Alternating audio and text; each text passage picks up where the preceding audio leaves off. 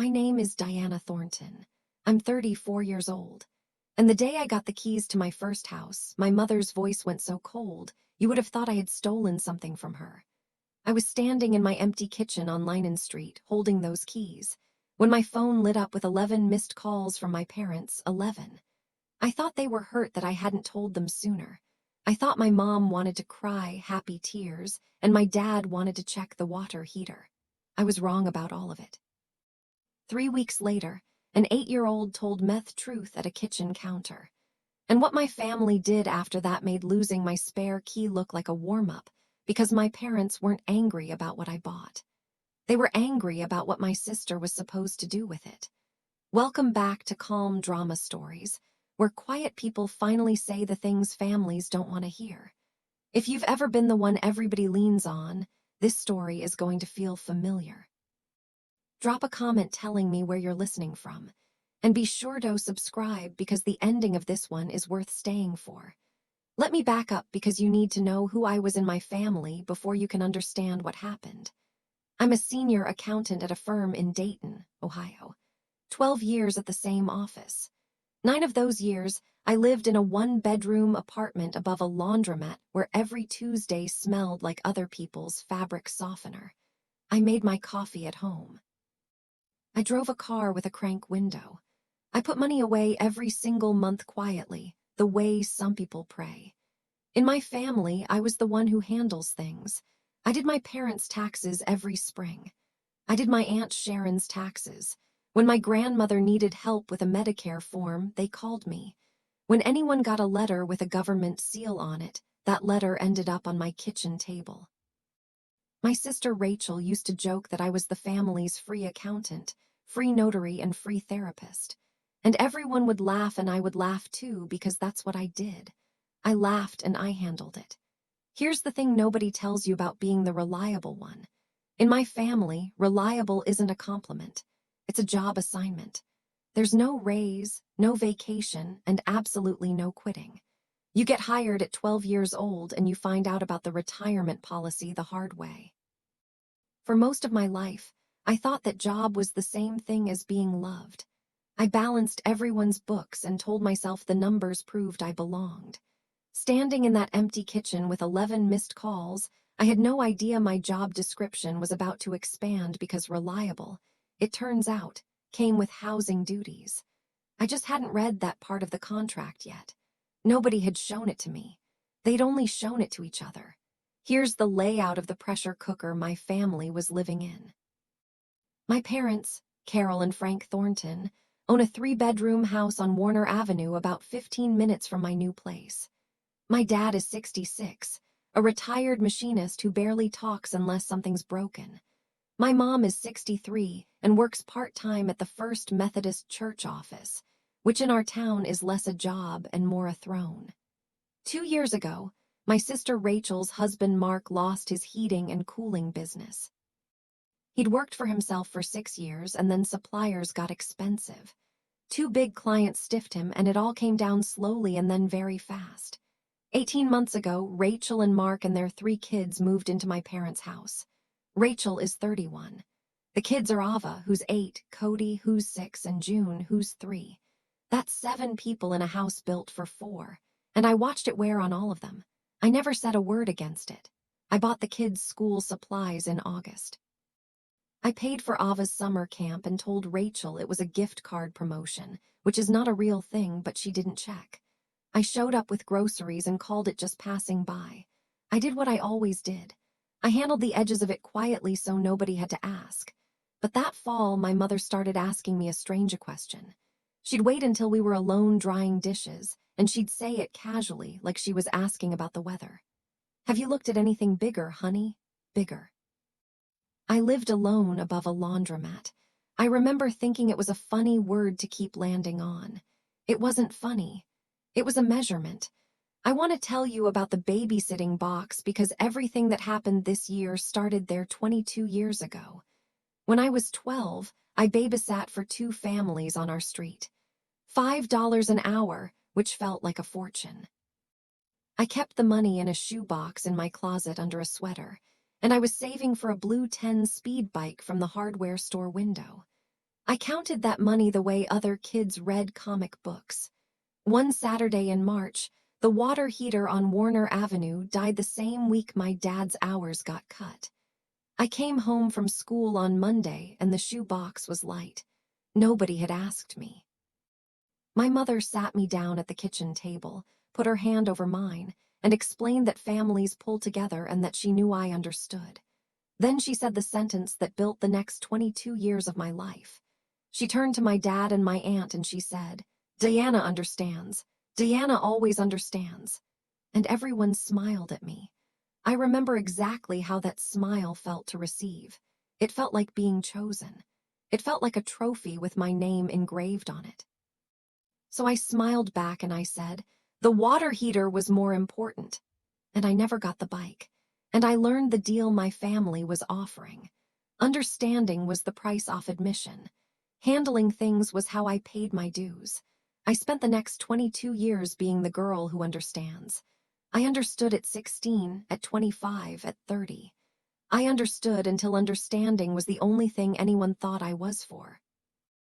The house on Linen Street was the first thing in my life I ever refused to hand over, and my family treated that refusal like a crime. I bought my house in secret, and I want to be honest about why. 3 years ago, I bought a car, a sensible used sedan, the most boring purchase in America. I made the mistake of mentioning it at Sunday dinner before I signed.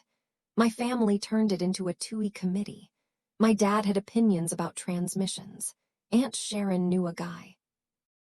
My mother wanted me to wait until spring for reasons that were never explained and never needed to be.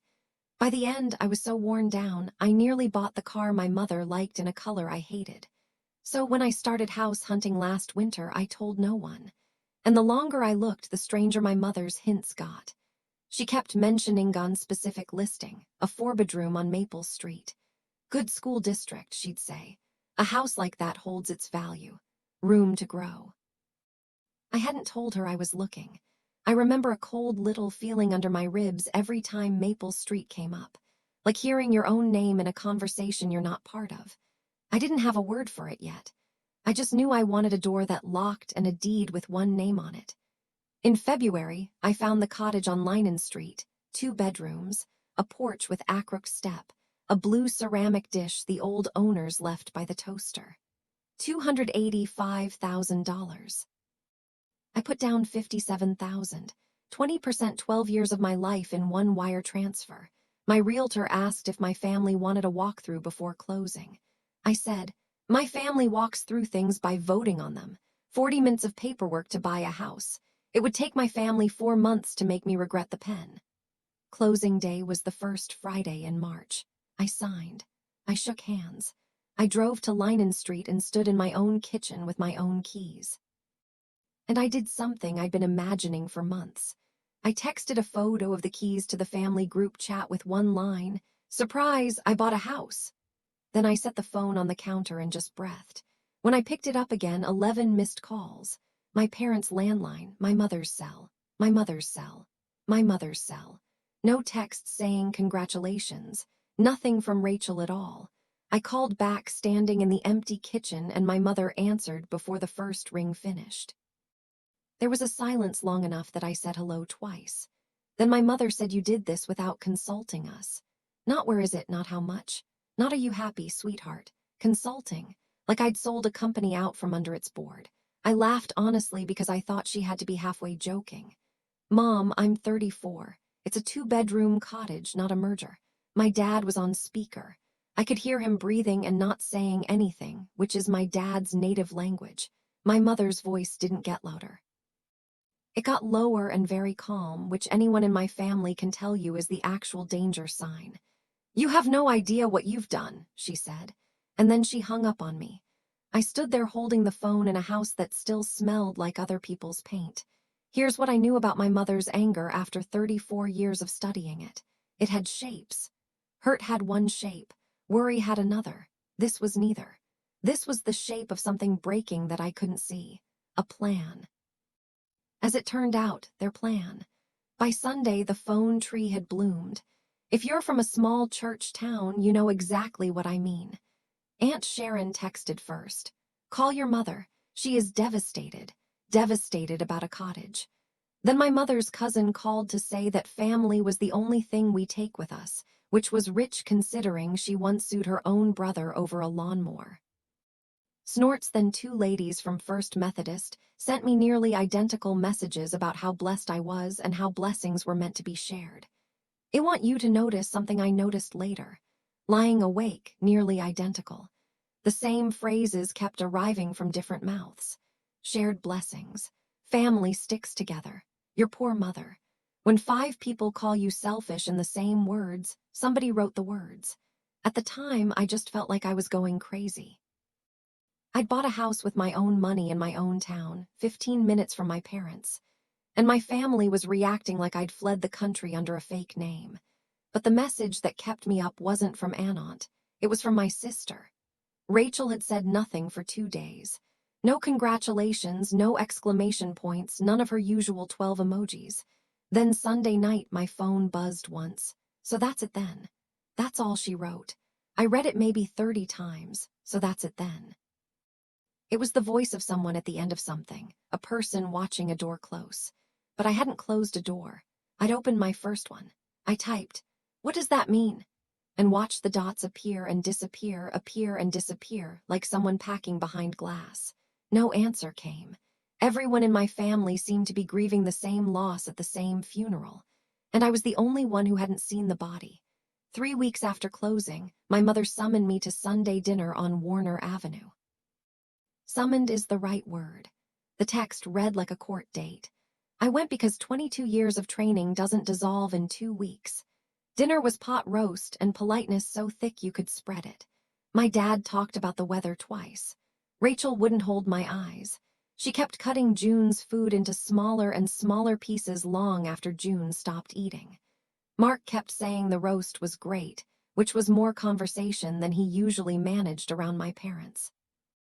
Every conversation kept dying in the middle like the whole table was waiting for a cue nobody would give. Then over dessert, my mother set down her fork and said to no one in particular. The 4-bedroom on Maple was still available, good school district. The room went quiet in a specific way. Not surprised. Quiet. Caught quiet. I looked up. How do you know what was available, Mom? She smoothed the tablecloth. People mention things. Here's what you need to understand. I had never once told my mother I was house hunting. Not the Maple listing, not any listing. Yet she knew that house was still available. Still, as in someone had been tracking it. Rachel stared into her coffee like it owed her money. My dad got very busy with a napkin. And then Ava, my 8-year-old niece, looked up from Harris Cream with the pure administrative confidence of a 3rd grader and asked, "Aunt Di, is your new house the one where Rachel said, Ava?" Just her name, fast and sharp as a mousetrap. Ava stopped. The table restarted loudly all at once about nothing. And I sat there with my spoon in the air, finally certain of one thing. Everyone in that room knew something I didn't. I got my answer the same night from the only honest person in my family.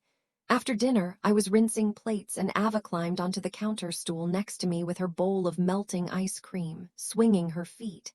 She's a planner, Ava. She keeps lists. And she said conversationally, the way you discuss a field trip. Mom said, "When you got the new house, me and Cody get the big room and June sleeps with Mom and Dad till she's 5. My hands went still in the water. I kept my voice very light. "The new house, your house," Ava said patiently because grown-ups are slow. "When you got the big one, Mom and Grandma talk about it all the time. Since before Christmas. Since before Christmas." It was the end of March. I dried my hands, walked into the living room, and I asked the question straight out in front of everyone because I'd learned that privacy was where my family did its best work. Were Rachel and Mark planning to move into my house? Nobody said, "What?" Nobody looked confused. That's how I knew. Rachel closed her eyes. Mark studied the carpet like there'd be a test. My dad looked at my mother and my mother. My mother looked relieved. Honest to God, relieved like a woman finally allowed to set down a heavy bag. "You were never supposed to hear it from Ava," she said. And then it all came out smooth as a rehearsed speech, which it was the plan. I buy the 4-bedroom on Maple, the house she'd been steering me toward for months. Rachel, Mark, and the kids move in with me. A few years, that's all. Family helping family. Everyone had discussed it. Everyone had agreed. Everyone but me. I stood in my parents' living room and heard my own future described in the past tense. And when I finally asked, "Why would you plan my life without asking me?" My mother looked genuinely puzzled. "What's yours is the family's, Diana. That's what family means." I said no in my parents' living room. And I want to tell you exactly how, because I'd rehearsed versions of that word my whole life and never once spent one. I didn't yell. I didn't list 22 years off grievances.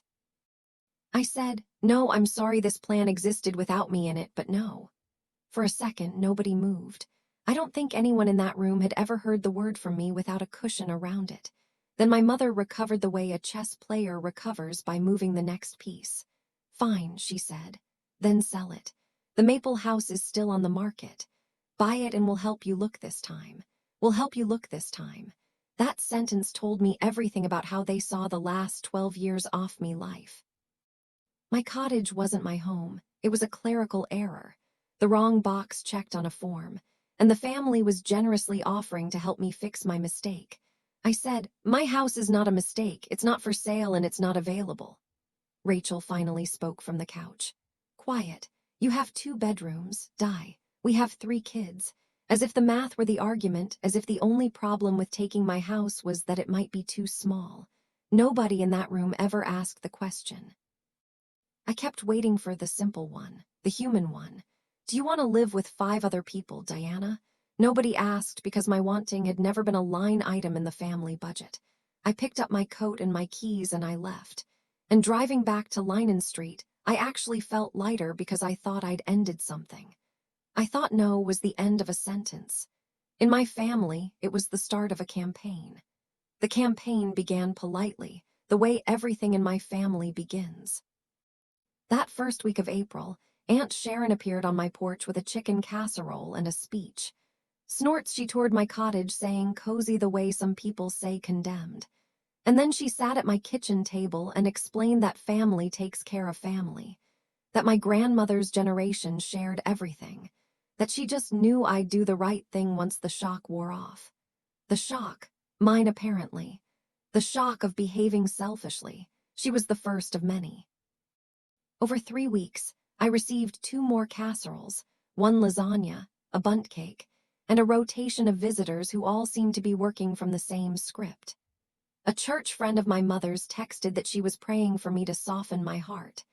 My mother's cousin left a voicemail about how houses are temporary, but family is eternal, which, as an accountant, I can tell you is exactly backwards. The house has a 30-year mortgage, and the family was currently treating me like a foreclosure. Here's the detail that got under my skin. Not one of them asked me a single question about my life. Not what the house was like, not whether I was happy, not why a woman who'd saved for 12 years might want a door of her own. Every conversation started at my obligation and ended at my selfishness, like my actual self was a hallway they walked through to get between those 2 rooms. I stayed polite. I froze the casseroles. I said, "I hear you so many times it stopped sounding like words." But at night, I kept turning over the same cold.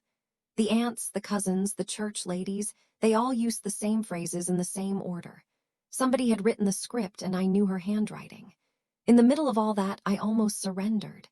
And I want to be honest about it because this part matters. Mid-April, I drove to Warner Avenue to drop off a raincoat June had left in my car. I let myself in through the kitchen like always, and I stood there for a minute, unnoticed, just looking. There was an air mattress, leaning against the living room wall. Folded like a bad secret. Cody's sneakers were lined up on the stairs because there was no floor left in the boys' room. Through the doorway, I could see June's crib mattress wedged beside my parents' bed. Rachel was at the stove stirring something, and my sister is 31 years old, but from the side in that light, she looked 50. My mother stood at the sink and her back. When did my mother's back start curving like that? Nobody was performing for me. Nobody knew I was there. It was just their actual life. 7 people breathing the same tired air, and it was hard. I'm not made of stone. I stood in the kitchen I grew up in and felt the old machinery start up in my chest, the gears of the girl who understands. I actually took out my phone. I had the realtor's number on the screen. One call: was the Maple house still available? How fast could I sell? My thumb hovered, and then a different part of my brain, the accountant, thank God for her, asked one quiet question. Wait, why is my house the only option anyone has ever discussed? 7 people, a whole town, a whole economy of choices, rentals, assistants, Mark's brother in Columbus, and the family had run every road through me. I put the phone away, but my thumb remembered. So I did what I do. I built a plan. If the problem was really housing, then housing has solutions. And I'm very good at solutions. I spent a full weekend on it. I found 6 rental listings inside Ava's school district.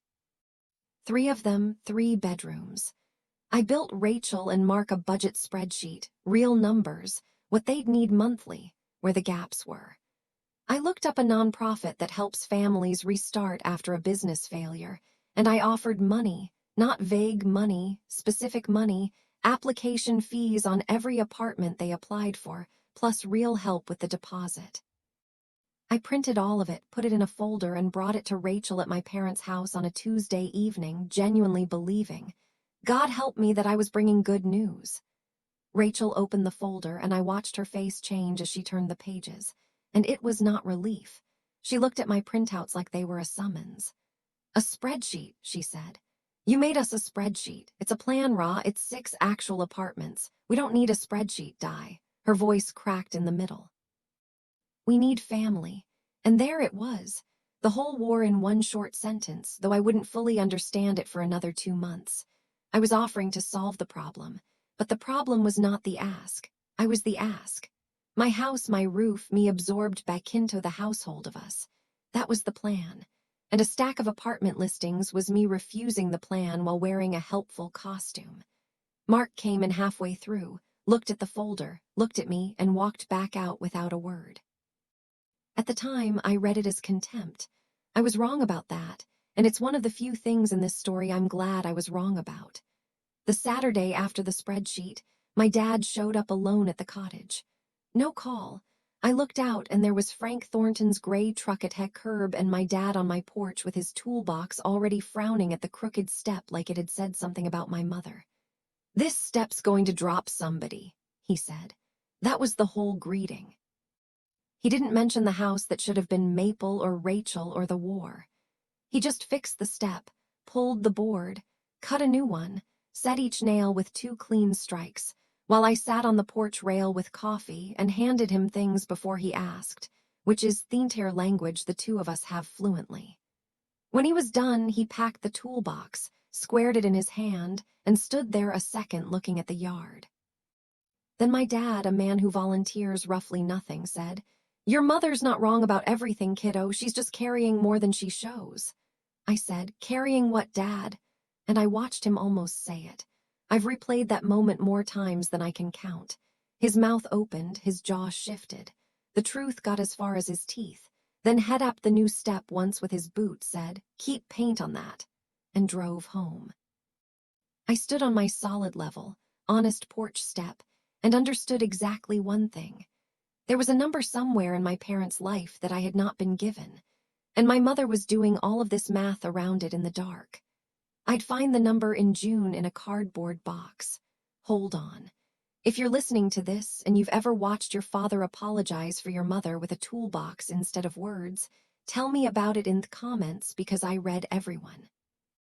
And if you're wondering what my parents were actually hiding under all that fury, stay with me and subscribe, because I didn't see it coming either, and I do this for a living.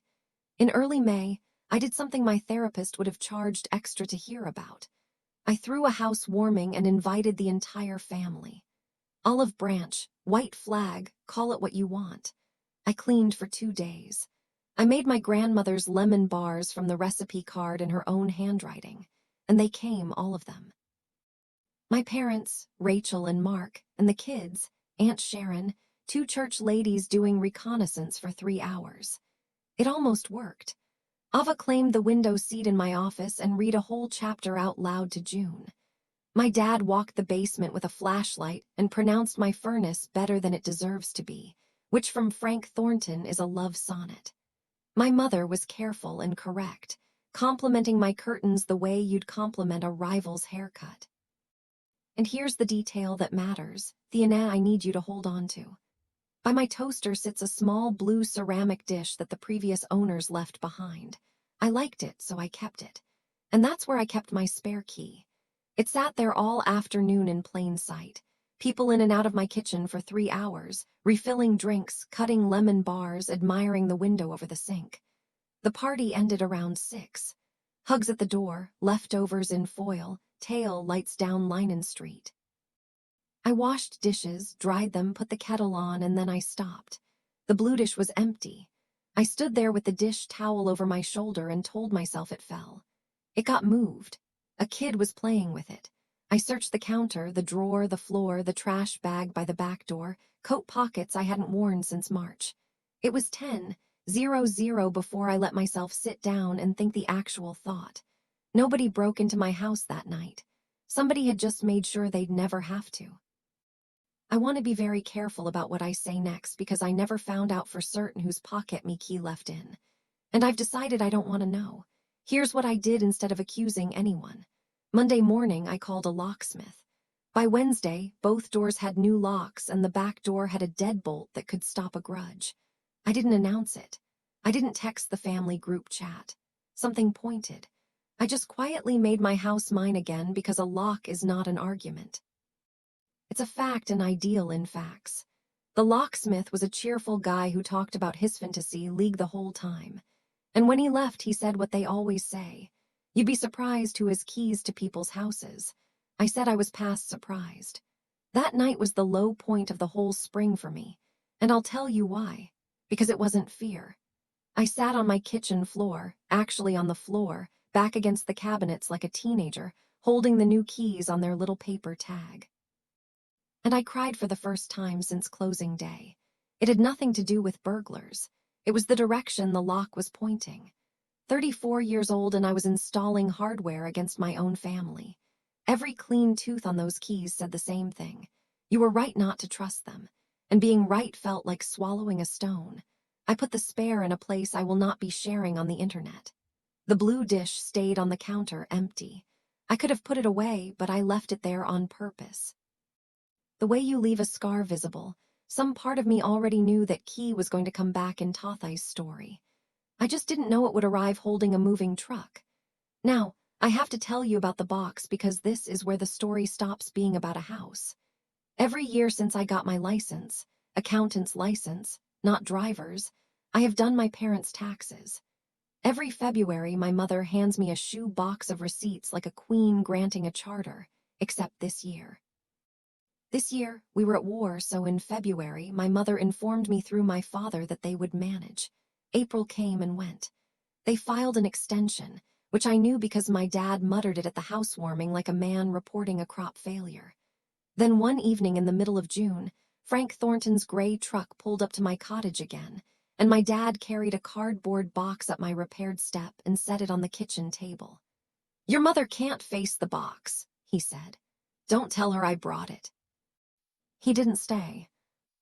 I made tea and started sorting, and honestly, it was soothing. Receipts, pension statements, the familiar shape of my parents' modest, careful life. I had a system going, little stacks across the table. And then I picked up a form and the evening went quiet. It was a 1098. That's the form a lender sends showing mortgage interest you paid. Except my parents paid off Warner Avenue 10 years ago. I was at the barbecue. There was a cake shaped like a house. I read it again. A home equity line of credit secured against Warner Avenue opened a little over 2 years ago. Balance $85,000. I sat there with the form in my hand while my tea went cold, doing the one piece of math I'd never thought to do. My parents' house, the one thing they owned free and clear, wasn't free and clear anymore. And the date on that loan lined up with something with someone. I called my dad the next morning and said 600. My porch, just him. His snorts came. He sat on the top step, the one he'd fixed with his forearms on his knees, and I put the 1098 down next to him, and he looked at it the way you look at weather coming in. Then he told me everything in that flat machinist voice, sanding each sentence smooth before handing it over. 2 years ago, Mark's business was dying. Not dead, dying. That awful stage where money can still theoretically save it. Rachel came to Warner Avenue crying about losing their house. And my mother, who watched her own family lose a house when she was a girl, decided that would not happen to her daughter. So, my parents took out an $85,000 line of credit against a paid-off house, and they poured it into Mark's company. And the company died anyway and took Rachel's house with it. Now, the payment on that loan came out of a machinist's pension and Social Security every single month, and it was winning. The plan, my dad said, was the way out. You in a bigger place with Rachel's crew, us selling Warner, paying off the loan, getting one of those condos by the church. He rubbed his thumb along the stepboard. It all worked, Di. On paper, it all worked. Every road ran through me. And now I finally knew why. I was the only bridge still standing. I asked him the only question left. Why didn't anybody just ask me? My dad was quiet for a long time. Then he said, "Your mother gave up nursing school to raise her brothers." Nobody asked her either. Duh, she doesn't know another way. He stood up, tapped the step with his boot, and drove home to his mortgaged house. My mother found out I knew within a week because Warner Avenue has thin walls and my parents have been married 40 years. She didn't call. She showed up at my office of all places on a Thursday at lunch and asked the receptionist for me like she was picking up a prescription. We sat in the little conference room with the bad coffee. And I watched my mother, my proud, upright church office mother, decide to stop fighting me with ants and casseroles and try the one weapon she'd never used on me. The truth, aimed carefully. "So now you know," she said. I said I did. Her chin came up. "Then you know you could fix all off thighs, Diana." She laid it out, the whole clean machine of it. Sell the cottage, buy the Maple house, take in the Doyles, they sell Warner Avenue, clear the loan, everyone lands soft. One signature, she said, and her voice did something I'd never heard it do in a fight. It shook. One yes from you and this whole nightmare is over for everybody. For everybody. I looked at my mother across that laminate table, and for the first time in this entire war, she looked old to me. 63 years of holding other people's ceilings up with her spine, and the spine was tired. Some part of me had waited my whole life to be this necessary. That's the ugly little truth of the reliable one. The wound wants the job. My hands actually itched for a pen. I said quiet as I could. "Mom, I can't be the plan. I can help, but I can't be the plan." She gathered her purse like a verdict and left. That night my phone buzzed. The family group chat, a screenshot from Rachel, a U-Haul reservation for Saturday. I still don't know if that screenshot was a mistake or a warning. Rachel says mistake. Ava, who is honest, says her mom cried while typing it, so make of that what you will. Either way, Saturday came and I did something that surprised even me. I went to work. Extension season at an accounting firm doesn't take weekends off, and I sat at my desk running other people's numbers because some stubborn, hopeful animal in my chest refused to believe my family would actually do it. At 11:40, my phone rang. Mrs. Alvarez, my next-door neighbor, 71 years old, retired school teacher, sharpest eyes on Linen Street. "Deanna, honey," she said, in the exact voice you'd use for there's smoke coming from your kitchen. "There is a moving truck in your driveway." I asked her to describe what she saw, and she did, like the professional witness she was born to be. A U-Haul backed in, a man carrying boxes onto my porch. Mark, children on my lawn, and a woman at my front door, trying a key that would not turn, trying it again, stepping back to look at the door like the door had betrayed her. My sister standing on my welcome mat with the key from the blue ceramic dish, discovering 6 weeks too late that the locks on my house no longer match the plan for my house. "Should I call someone?" Mrs. Alvarez asked.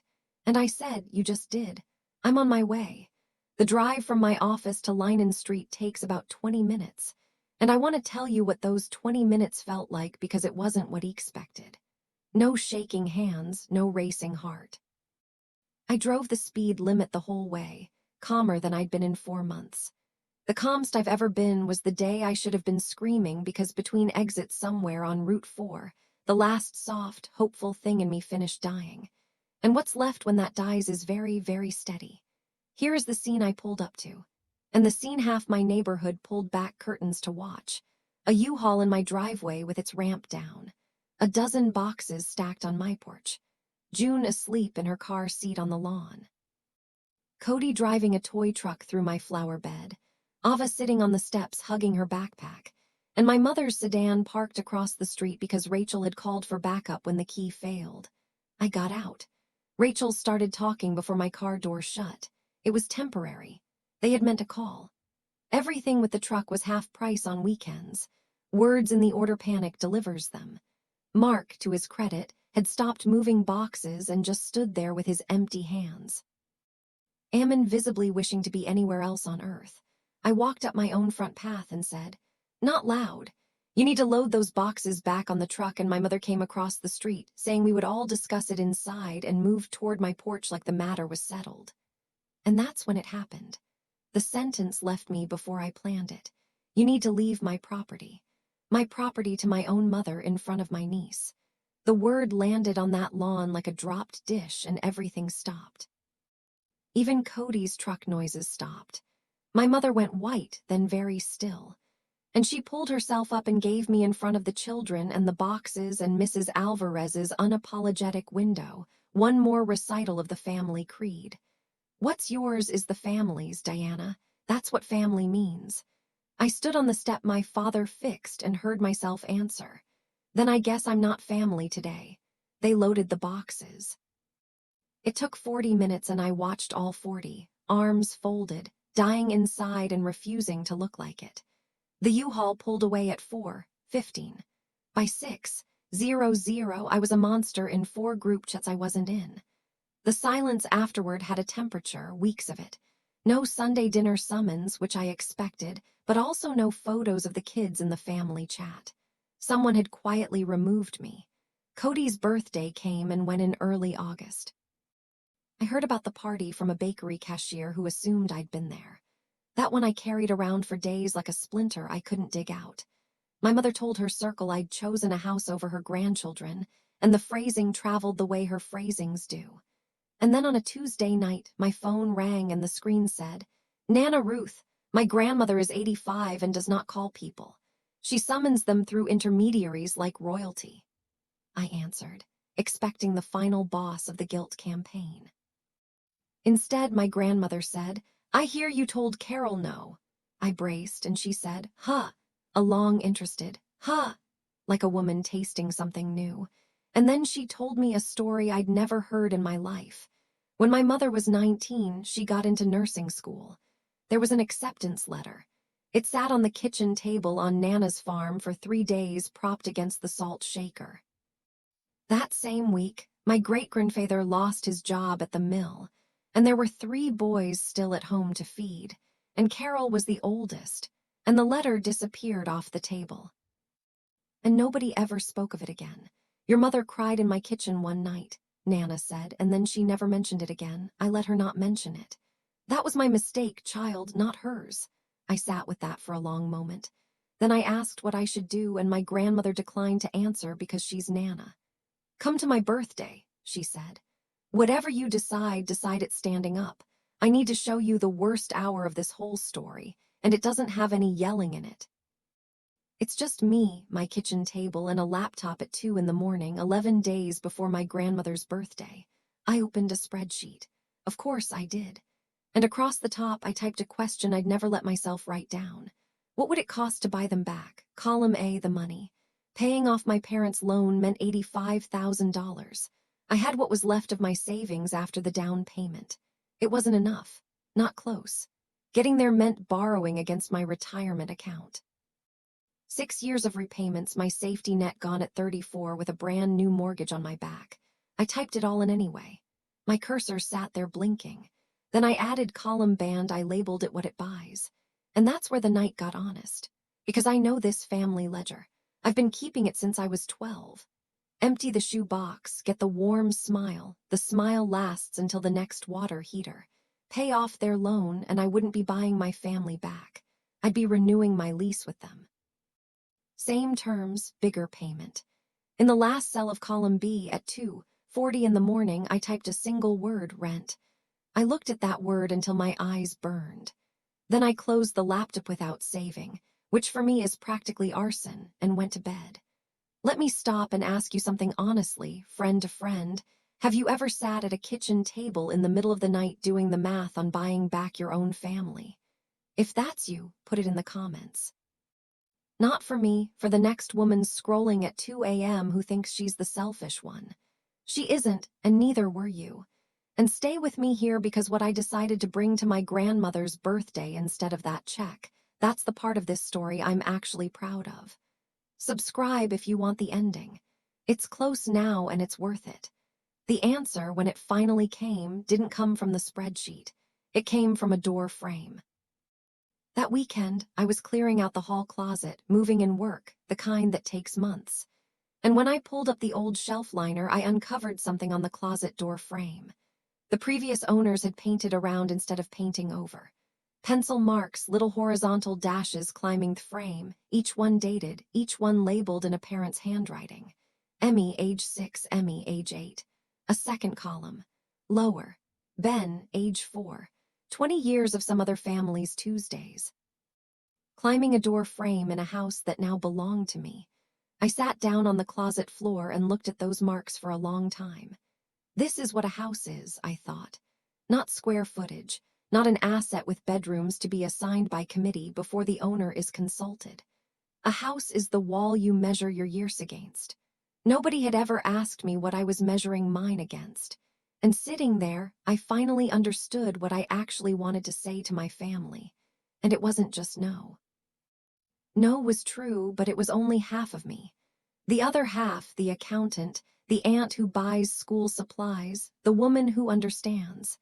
She needed a voice, too, or I'd walk out of that birthday party having amputated something instead of having grown it. What I wanted to say was not like this. Ask me and watch what I'll do.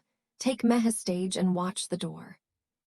So I got up off the closet floor and I got a folder, a good one, the leather kind, and I started building what I was going to put on my grandmother's table. 3 things. It took me 9 days, 2 phone calls I was scared to make, and 1 checkbook. The invitation to Nana Ruth's 85th birthday dinner arrived by mail because my grandmother believes group texts are for hostage negotiations. Cream card stock, her spidery cursive dinner at her house, the last Saturday of August, and an hour after the mail came, only I got one, I later confirmed, a follow-up text from my mother, the first direct words she'd sent me since the lawn. Come ready to be part of this family again. I read that sentence maybe 50 times, and I want to give my mother credit because it's a masterpiece. 8 decades of family diplomacy compressed into 1 line that offers you everything and tells you the price without nomming it. Come ready to surrender. It meant come ready to sign. The door is open and the toll ice for a thing you said no to a year ago. Honestly, 4 months ago, that sentence would have worked on me. That's the thing about being the girl who understands. You can be managed with almost nothing. A cold text, a warm smile, the promise that the temperature might change. But I'd spent the summer learning the difference between being loved and being leased. So I ironed my green dress. I confirmed with Nana by mail like a civilized person. And the night before the party, I sat at my kitchen table and went through the folder one last time. Every page, every number, the check paper clipped where I'd see it first. I slept better than I had any right to. My mother had planned a birthday dinner, and what she'd actually built was a stage with my seat marked and the audience preloaded. Fine. I'd learned something about stages that summer, watching her work. The calmest person in the room owns it, and nobody in my family had ever seen me be exactly as calm as I was planning to be. My grandmother's dining room holds eatable long enough to seat 20 under a lace cloth that has survived 4 wars in this family. That Saturday it was full. My parents, the Doyles, Aunt Sharon and her husband, 2 great aunts, the church ladies, cousins I see at funerals, place cards which Nana never uses, my mother's handwriting on everyone. My seat was between Aunt Sharon and the deafest of the great aunts. Surrounded in the polite way, I ate. I passed the rolls. I complimented the ham like everyone else. And I watched my mother run the table the way a conductor runs an orchestra, and I kept the folder in my bag under my chair and I waited. We sang. Nana blew out her candles with June on her lap, and it was, I'll say it, almost lovely. Then, while the coffee was being poured, my mother stood up and touched her glass with a spoon. She thanked everyone for coming. She said how much family meant tonight of all nights. And then she turned to me, warm as a heat lamp, and said, "And we're so glad Diana is here, because we're hopping tonight. She'll finally give his family her answer. Rachel and the children need a home, sweetheart." So, is it going to be your sister, or is it going to be that house? Silence with China in it. 20 faces turned to me like a jury that had carpooled. Ava stopped mid-bite and looked at her mother, then at me. Somebody's spoon clinked, embarrassed. My mother stayed standing, gracious and terrible, holding the room she'd built and offering me in front of all of it her famous 2 doors. Surrender or exile. I put my napkin on the table and stood up because Nana Ruth had told me to decide it standing. "Okay," I said, "let's answer it properly." I didn't raise my voice. If anything, I lowered it. I gave the room accountant voice. Year-end review voice, the tone I use for clients whose numbers have stopped agreeing with their stories. Before I answer, I said, I want to make sure we're all answering the same question. So let me say the whole thing out loud one time. And I did. The plan discussed, since before Christmas at tables I wasn't invited to for where my sister's family would live in a house I hadn't bought yet. A plan everyone in this room had heard before I had. The 4-bedroom on Maple Street I was steered toward for months like a cow steered toward a chute. My spare key which left my kitchen in somebody's pocket in May. The moving truck that met my new locks in July. And the loan. I said it plainly without cruelty because Frank Thornton's daughter owed him that much. 2 years ago, Mom and Dad borrowed $85,000 against Warner Avenue to try to save Mark's business. It didn't work. The payment is eating their retirement alive. That's the engine under all of this. That's why it had to be me. The room did not gasp. Look around a family table when the truth finally sits down at it. Nobody's shocked. The aunts studied their coffee. Mark stared at his hands. My mother's chin came up and her voice, for the first time in my 34 years of studying it, went loud, cracked loud. "Snorts, you have no right." And I said gently, "Mom, Rachel needs 4 walls. What you've been asking all year is for me to be the walls." I let it sit. Then I reached under my chair and lifted the folder onto the lace tablecloth. But I didn't come here to say no. I came to show you what yes looks like when somebody actually asks me. I opened the folder and took out 3 things, and I walked them down the table like I was dealing the last hand of the night. The first was a check. "Rachel, Mark, there's a 3-bedroom apartment on Delmare Court, 11 minutes from AA's school. I toured it Tuesday. The manager is holding it until the 1st. I set the check in front of my sister. That's first and last month. It's made out to the property company, not to you, not to Mom, to the landlord. It's a home rage. It has your names on the lease and nobody's name on the favor." Rachel looked at the check and her mouth folded in on itself, and Mark put his hand flat on the table like a man steadying a boat. The second thing was a stack of paper in a binder clip. I set it in front of my father. "Dad, that's a restructure package for the loan, a longer term, a lower monthly payment, numbers that fit a pension." I ran it 4 ways. The math holds. You keep Warner Avenue. You don't sell anything. I'll prepare the whole application and sit with you at the bank. No charge, obviously. I'm your daughter. I'm also the best accountant, you know. My father put 2 fingers on that binder clip like it was a bird that might startle. Snorts, and the third thing I took out was a single blank sheet of paper, and that one I carried the length of the table and set down in front of my mother. She stared at it. "What is this?" "That's the page," I said, "where somebody for once asks me what I want. It's been blank for 22 years, Mom. I keep waiting." Her hands were shaking. The room was so still I could hear the kitchen clock. "One condition covers all of it," I said. "My house is not on this table. It never will be." And my mother, because she is who her life made her, stood up and played the last card in the deck. "If you walk out that door, Diana, don't you dare. Love you have to keep paying for isn't love, Mom." I picked up my coat off the chair. "It's rent. I've paid 22 years of it. I'm done renting. And into that silence, my grandmother's voice, old and dry as the lace. Let her go, Carol. You of all people know what it costs to stay. I kissed Nana on the head on my way out. Happy birthday. I walked through the front door, not knowing, truly not knowing, whether anything I'd left on that table would still be there in the morning, or whether I just traded my whole family for a door frame with someone else's pencil marks on it. The chimes on Nana's door rang behind me, and nobody followed, and I stood on the dark porch and let both of those facts be true at once. I cried on the drive home, and I want to be precise about why, because it wasn't regret. Somewhere on Route 4, between Migrandmother's porch light and mine, I finally saw the shape of the whole thing. The shoe box, the smile, the 22 years. I had spent my life confusing being needed with being loved, and you can run a long way on that fuel. Ask my mother, who ran 44 years on it, all the way from a farm kitchen where an envelope disappeared off the table. She and I had been paying on the same debt our whole lives. She just never got to see the loan documents. Tonight, I'd walked out of the bank. I pulled onto Linen Street around 10:00. My porch light was on. I'd left it on for myself, which felt suddenly like the whole point of everything.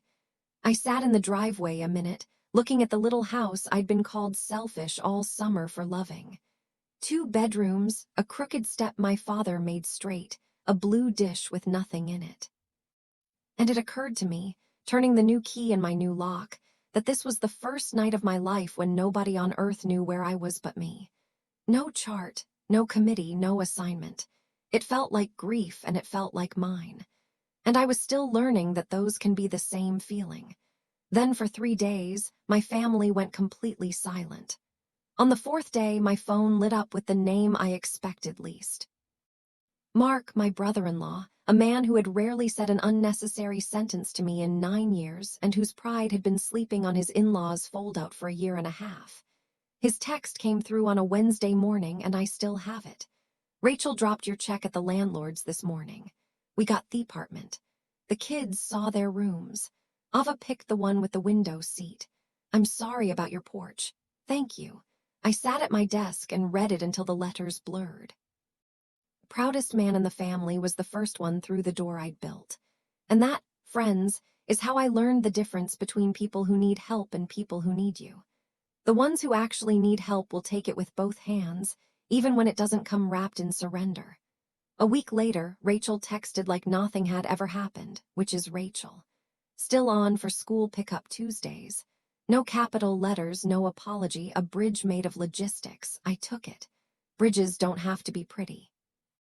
My father came by that Sunday and fixed the gate latch, which wasn't broken, and drank 1 cup of coffee and sat at the door. The bank took the application. That was his whole speech. The restructure went through in October. The payment fits the pension now, and Warner Avenue isn't going anywhere. Nobody thanked me publicly. There was no group text. My mother's name stayed silent in my phone all fall, almost all fall. It's November now, Saturday mornings. Once a month there are pancakes at my house.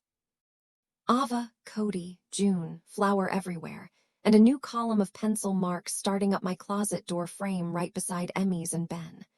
Ava, age, measured and dated in my handwriting.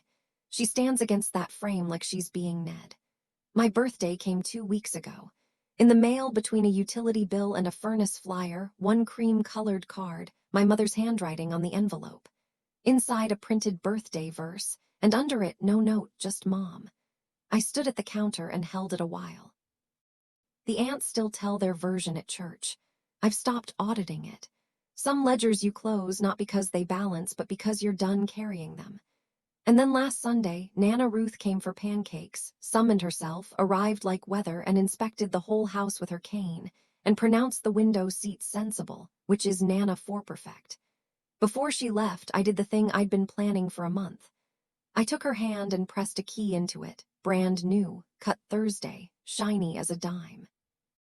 Then I dropped it where she could watch me do it into the blue ceramic dish by the toaster where anyone in my kitchen can see it. Given is different from taken, Nana. My grandmother looked at the dish, and then at me, and nodded once like a judge. 22 years, child, she said. Some locks take longer. Here's what I know now, and I'll keep it short because I've learned the short version is the true one. Family isn't the people who are allowed to take from you without asking. Family is the people who knock even when they have a key. That's my story.